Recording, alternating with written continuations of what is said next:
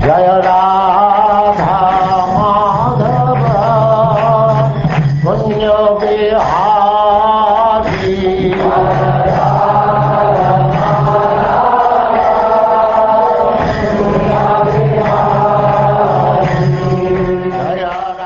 And now chapter 6, the downfall of Saubhari Muni.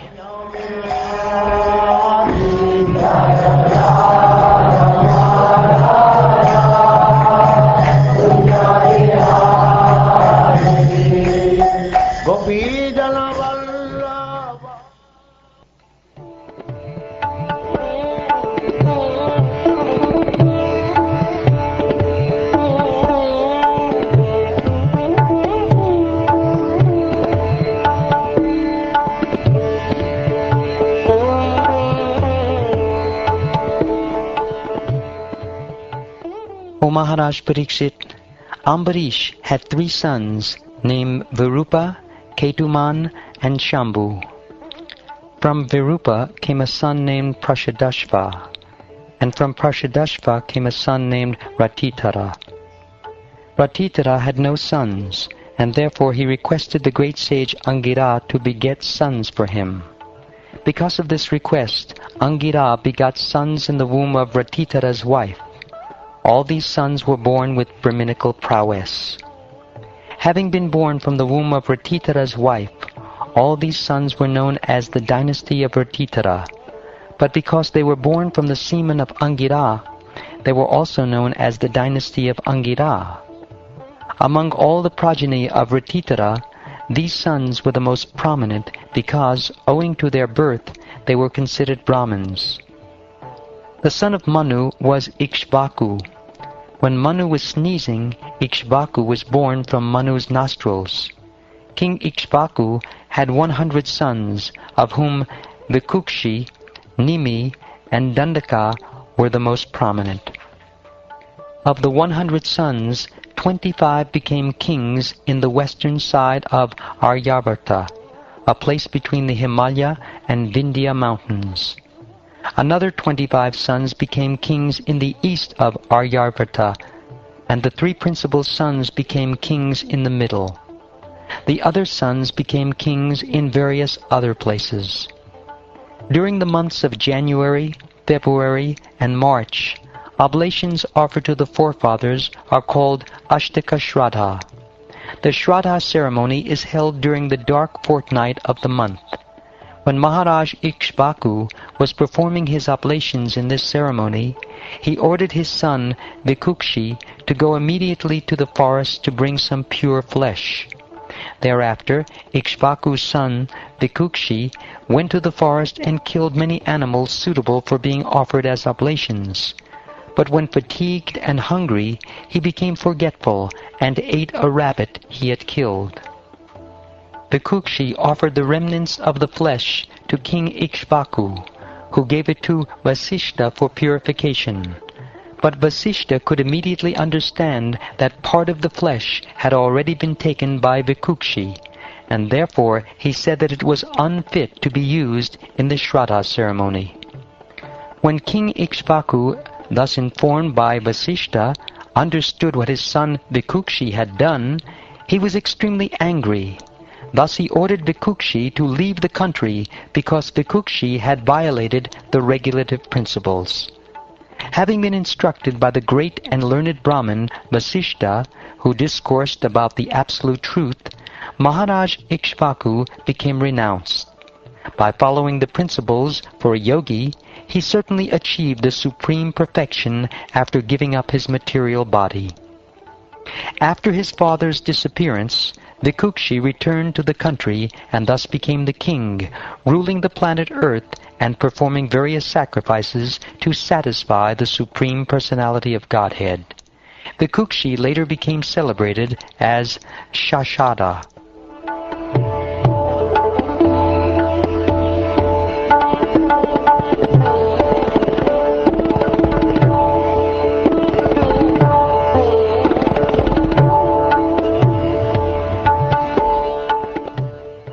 The son of Shashada was Puranjaya, who was also known as Indravaha and sometimes as Kukutsta. please hear from me how he received different names for different activities. Formerly, there was a devastating war between the demigods and the demons. The demigods, having been defeated, accepted Puranjaya as their assistant and then conquered the demons. Therefore, this hero is known as Puranjaya, he who conquered the residents of the demons. Puranjaya agreed to kill all the demons on the condition that Indra would be his carrier. Because of pride, Indra could not accept this proposal, but later, by the order of the Supreme Lord, Vishnu, Indra did accept it and became a great bull carrier for Puranjaya. Well protected by armor and desiring to fight, Puranjaya took up a transcendental bow and very sharp arrows, and while being highly praised by the demigods, he got up on the back of the bull, or Indra, and sat on its hump. Thus he is known as Kakutstha. Being empowered by Lord Vishnu, who is the Super-Soul and the Supreme Person, Puranjaya sat on the great bull and is therefore known as Indravaha. Surrounded by the demigods, he attacked the residents of the demons in the west. There was a fierce battle between the demons and Puranjaya. Indeed, it was so fierce that when one hears about it, one's hairs stand on end. All the demons bold enough to come before Puranjaya were immediately sent to the residence of Yamaraj by his arrows. To save themselves from the blazing arrows of Indravaha, which resembled the flames of devastation at the end of the millennium, the demons who remained when the rest of their army was killed fled very quickly to their respective homes. After conquering the enemy, the saintly king Puranjaya gave everything, including the enemy's riches and wives, to Indra, who carries a thunderbolt. For this he is celebrated as Puranjaya. Thus Puranjaya is known by different names because of his different activities. The son of Puranjaya was known as Anena. Anena's son was Prithu, and Prithu's son was Vishvagandhi. Vishvagandhi's son was Chandra, and Chandra's son was Yuvanashva. The son of Yuvanashva was Shravasta, who constructed a township known as Shravasti Puri. The son of Shravasta was Brihadashva, and his son was Kuvalayashva. In this way the dynasty increased. To satisfy the sage Uttanka, the greatly powerful Kuvalayashva killed a demon named Dundu. He did this with the assistance of his 21,000 sons. O Maharaj Pariksit, for this reason Kuvalayashva is celebrated as Dundumara, the killer of Dundu. All but 3 of his sons, however, were burned to ashes by the fire emanating from Dundu's mouth. The remaining sons were Dridashva, Kapilashva, and Bhadrashva. From Dridashva came a son named Haryashva, whose son is celebrated as Nukumba. The son of Nikumba was Bahulashva. The son of Bahulashva was Krishashva. The son of Krishashva was Senajit, and the son of Senajit was Yuvanashva. Yuvanashva had no sons, and thus he retired from family life and went to the forest. Although Yuvanashva went into the forest with his 100 wives, all of them were very morose. The sages in the forest, however, being very kind to the king, began very carefully and attentively performing an Indra Yagya so that the king might have a son. Being thirsty one night, the king entered the arena of sacrifice, and when he saw all the Brahmins lying down, he personally drank the sanctified water meant to be drunk by his wife. When the Brahmins got up from bed and saw the water pot empty, they inquired who had done this work of drinking the water meant for begetting a child. When the Brahmins came to understand that the king, inspired by the Supreme Controller, had drunk the water, they all exclaimed, "Alas, the power of providence is real power. No one can counteract the power of the Supreme. In this way they offered their respectful obeisances unto the Lord.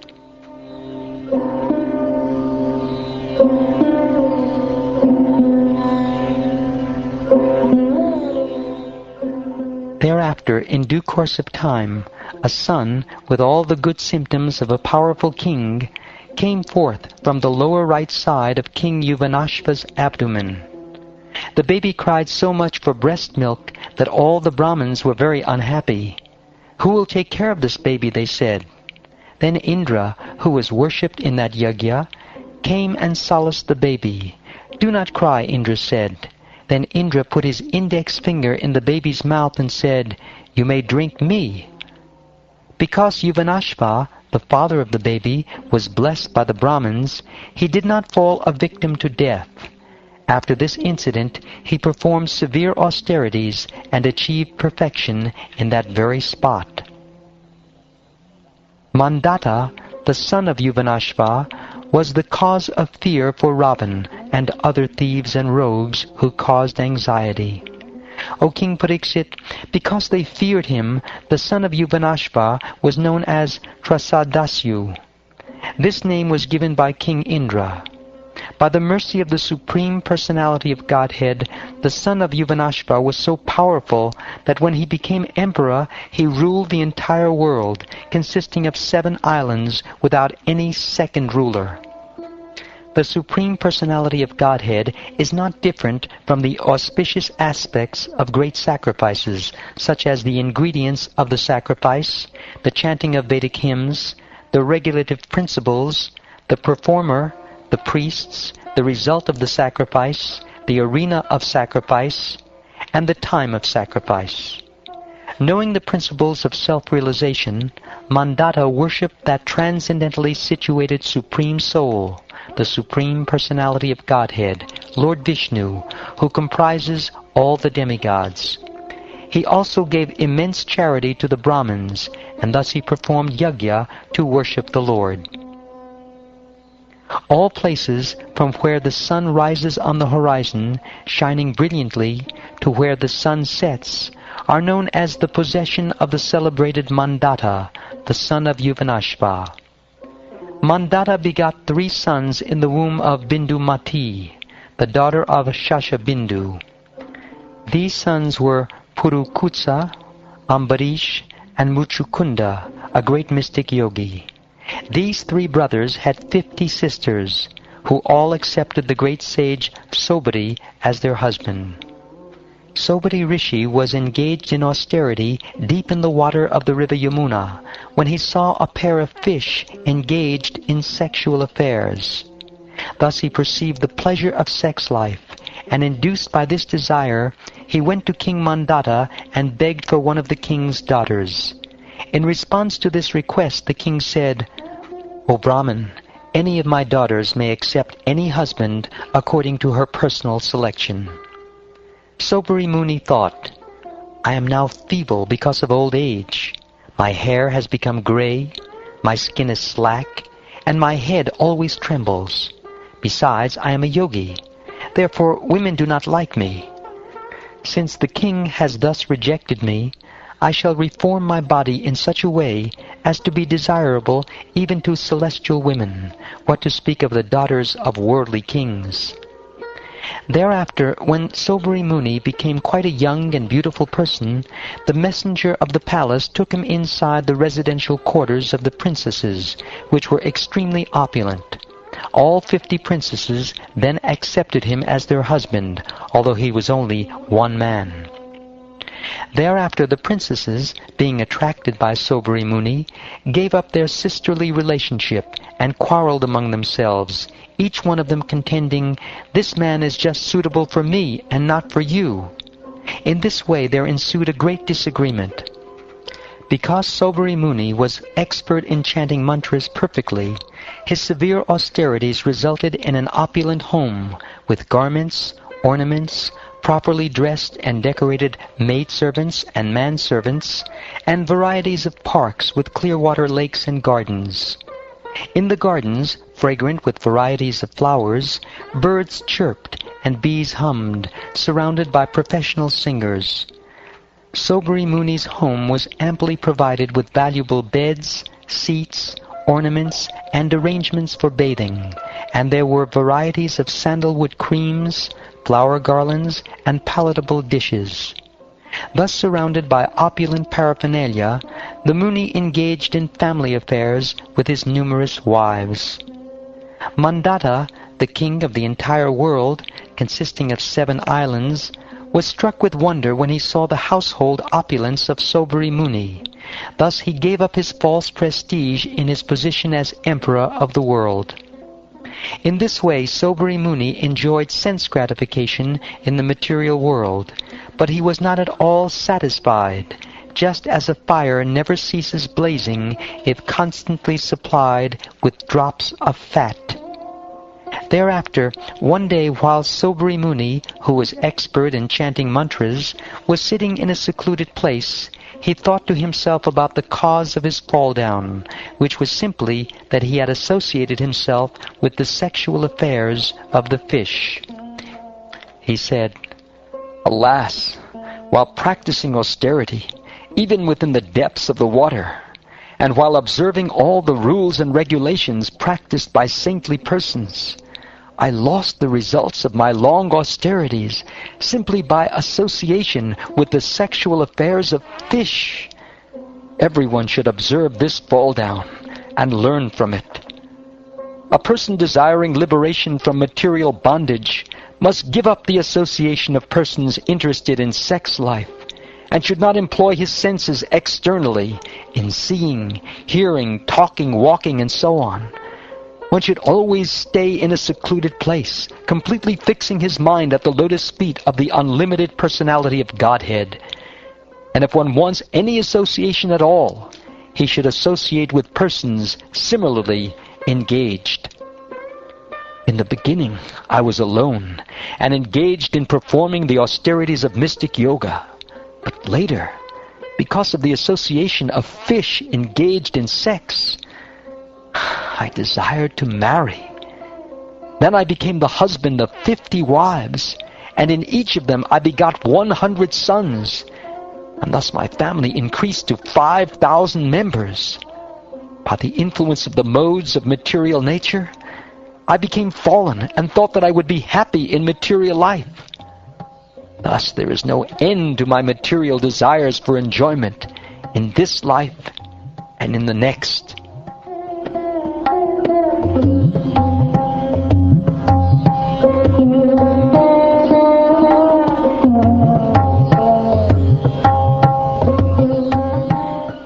In this way, he passed his life in household affairs for some time, but then he became detached from material enjoyment. To renounce material association, he accepted the Vanaprastha order and went to the forest. His devoted wives followed him, for they had no shelter other than their husband. When Saubhari Muni, who was quite conversant with the self, went to the forest, he performed severe penances. In this way, in the fire at the time of death, he ultimately engaged himself in the service of the Supreme Personality of Godhead. O Maharaj Pariksit, by observing their husband progressing in spiritual existence, Saubhari Muni's wives were also able to enter the spiritual world by his spiritual power, just as the flames of a fire cease when the fire is extinguished.